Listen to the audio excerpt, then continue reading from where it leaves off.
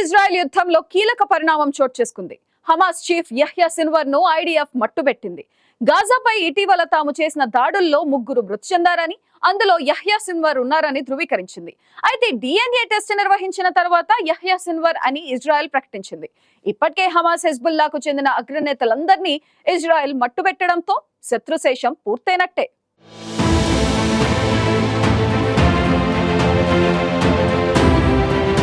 Hamas అంతమే లక్ష్యంగా దాడులు చేస్తున్న ఇజ్రాయెల్ దాదాపు తన యుద్ధ లక్ష్యాన్ని నెరవేర్చుకుంటోంది. ఇప్పటికే హమాస్కు చెందిన అగ్రనేతలను వరుసగా మట్టుబెట్టింది. తాజాగా హమాస్ అధినేత యహ్యా సిన్వర్ తమ దాడులో మృతి చెందాడని ఇజ్రాయెల్ ధృవీకరించింది.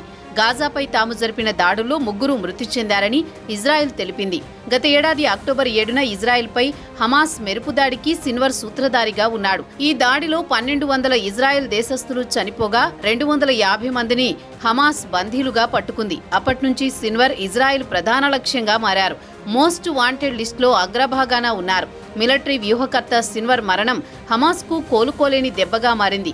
యహ్యా సిన్వర్ మృతిని ఇజ్రాయెల్ విదేశాంగ మంత్రి ఖాన్స్ ధృవీకరించారు. ఇది ఇజ్రాయెల్కు సైనికంగా, నైతికంగా ఘన విజయమని, ఇరాన్ నేతృత్వంలో రాడికల్ ఇస్లాం దుష్టశక్తులకు వ్యతిరేకంగా స్వేచ్ఛా ప్రపంచం సాధించిన విజయం ఇది అని ఆయన తెలిపారు. సిన్వర్ ఏరివేతతో తక్షణ కాల్పుల విరమణకు, బందీలు విడుదలకు మార్గం సుగమం కానుందన్నారు. సిన్వర్ను హతమార్చి లెక్కను సరిచేశామని, అయితే యుద్ధం మాత్రం ఆగదని ఇజ్రాయెల్ ప్రధాని బెంజమిన్ నెతన్యాహు ప్రకటించారు. యహ్యా సిన్వర్ మృతితో బందీలను సురక్షితంగా తీసుకురావడమే తమ ధ్యేయమని తెలిపారు. ఇక ఎంతమాత్రం గాజాను హమాస్ నియంత్రించలేదన్నారు.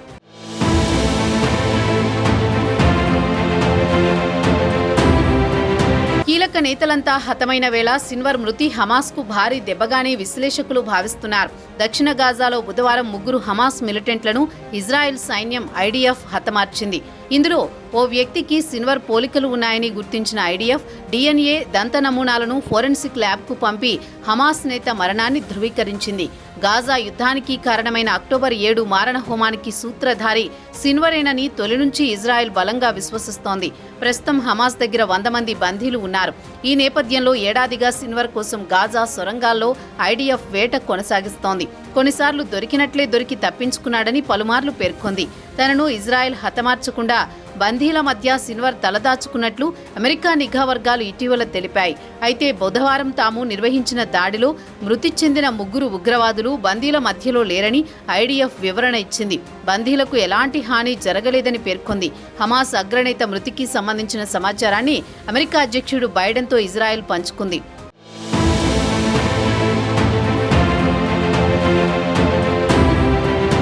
యహ్యా సిన్వర్ 1962లో గాజాలోని ఖాన్ యూనిస్ శరణార్థి శిబిరంలో పుట్టారు. 1987లో హమాస్ ఏర్పడ్డప్పటి తొలినాటి సభ్యుల్లో ఒకరు. సంస్థ సాయుధ విభాగాన్ని చూసుకునేవారు. 1980లోనే ఆయన్ను ఇజ్రాయెల్ అరెస్ట్ చేసింది.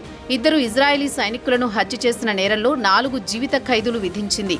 జైల్లో పరిస్థితుల మెరుగుదల కోసం ఉద్యమం లేవదీసి వార్తల్లో వ్యక్తిగా నిలిచారు. 2011లో ఒక్క ఇజ్రాయెలీ సైనికునికి ప్రతిగా విడుదల చేసిన వేలాది మంది పాలస్తీనా ఖైదీల్లో భాగంగా విముక్తి పొందారు.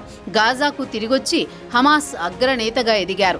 ఏమాత్రం దయాదాక్షిణ్యాలు లేని తీరుతో ఖాన్ యూసిస్ బుచ్చర్గా పేరు పొందారు. ఇక గాజాపై యుద్ధం ప్రారంభించినప్పుడే హమాస్ అగ్రనేతలందరినీ హతమారుస్తామని ఇజ్రాయెల్ ప్రతిజ్ఞ చేసింది.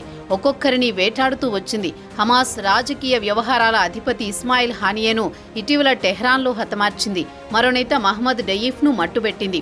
కొన్ని నెలలుగా గాజాపై చేస్తున్న దాడులో దాదాపు కీలక కమాండర్లందరినీ చంపేసింది. ఇటీవల బీరుట్లోని హిజ్బుల్లా కార్యాలయంపై వైమానిక దాడులు నిర్వహించి ఆ సంస్థ అధినేత నస్రల్లాను హతమార్చి కలకలమే సృష్టించింది. ఇప్పుడు సిన్వర్ మృతితో తమ శత్రువులందరినీ హతమార్చినట్లయింది.